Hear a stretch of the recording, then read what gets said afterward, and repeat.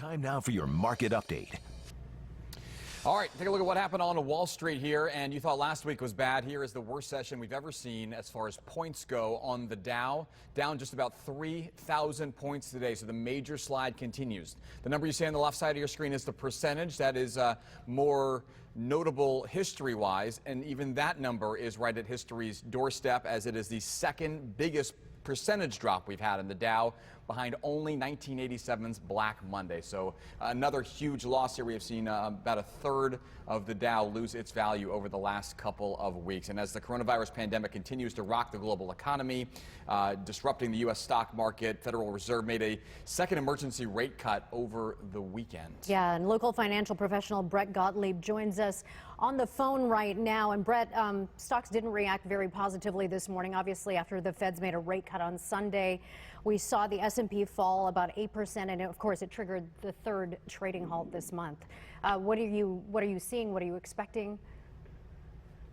Well, thanks for having me on. And yeah, it's pretty crazy to see the market open, so drastic when we're seeing the Fed and the government in general try and do things to, ease the consumer's mind. And understand that, hey, we've got a lot of volatility here, but what can we do to try and boost it up, create some confidence? And so far, the market just doesn't like it, and it's the biggest challenges it's starting to create at this point with such huge swings where, kind of midday we thought, oh, it looks like it might come back around, and then, of course, we spiraled up at the end, is the consumer just says, hey, can I just sit here and keep doing this? Can I keep writing it down? When is the end in sight? So, Brett, when you were here last week, we talked about the fact that, hey, the economy is really going to take obviously a very hard hit. So many businesses where people are not going out and doing the things that they would otherwise do, and we don't know how long that's going to last. So it makes some sense for why people would be bearish, obviously, in a major way when it comes to investing. So what do you foresee happening here? And more importantly, what do people do at home? Do they just sit back, watch this happen? Do they pull out? What do you advise people to do? What are you doing yourself? Well, that's the biggest thing, is trying to figure out and take a step back and say, okay, what's going on for myself and my personal situation? Have I created a plan already? What does this mean when the Fed, cuts rates?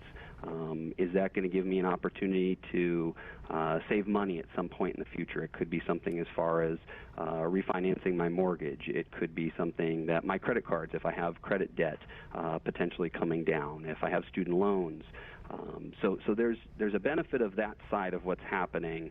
On the flip side, and the emotional and the fear and what are we seeing from clients and what I personally be doing, it really does come to each individual situation. Some people, if you are recognizing you're too risky, you have too much in the market, you're seeing too much of a change in your portfolio, okay, well then you need to stop and reassess what is going on and determine, do you have things you can take off the table without being too emotional about it? Because that's the challenge is, hey, I'm down 20, I'm down 30, am I going to be down 40 next week or tomorrow or the next day? Or can I actually carve some of that off?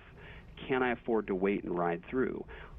If you're in a position where you have a good, solid plan that's there to meet your needs, the hope is that you can actually ride through because you don't have too much in the market having an experience like what we've seen right now.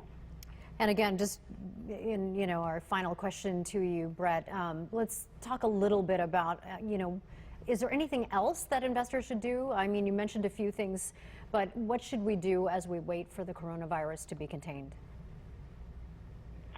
Well, again, I know I've said this a few times over the last couple of weeks I've been on, and it's hard to just sit there. I think what you have to do, and one of the things we're starting to look at with our clients is, if you do have a plan and you have safe money on the side, look at, okay, from the safe funds, can I do something? Because this is a once-in-a-lifetime opportunity for many people, too. So if you're sitting on a bunch of cash and you have already prepared for this is how much could be in the market, it may sound crazy, but there's a buying opportunity for some people. So that's one.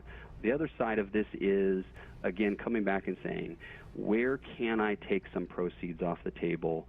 Do I have the ability to sell something that makes sense right now? And the net result, and what most advisors will probably say, is don't just go in blindly and selling.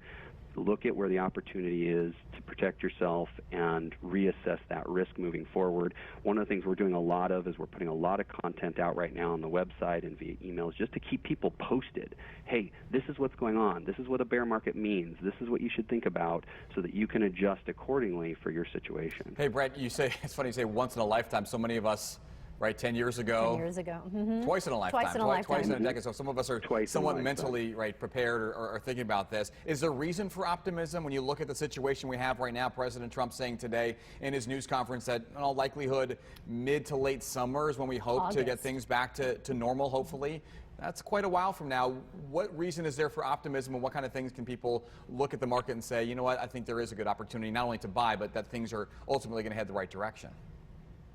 Well, and I think that's exactly it. This is where you have to look for those little windows of opportunity. You know, the Fed wanting to infuse money into the market, wanting to give banks the ability to allow for lower interest rates. You know, you might be able to save in one place by refinancing your house. You might be able to, you know, reduce that credit card debt.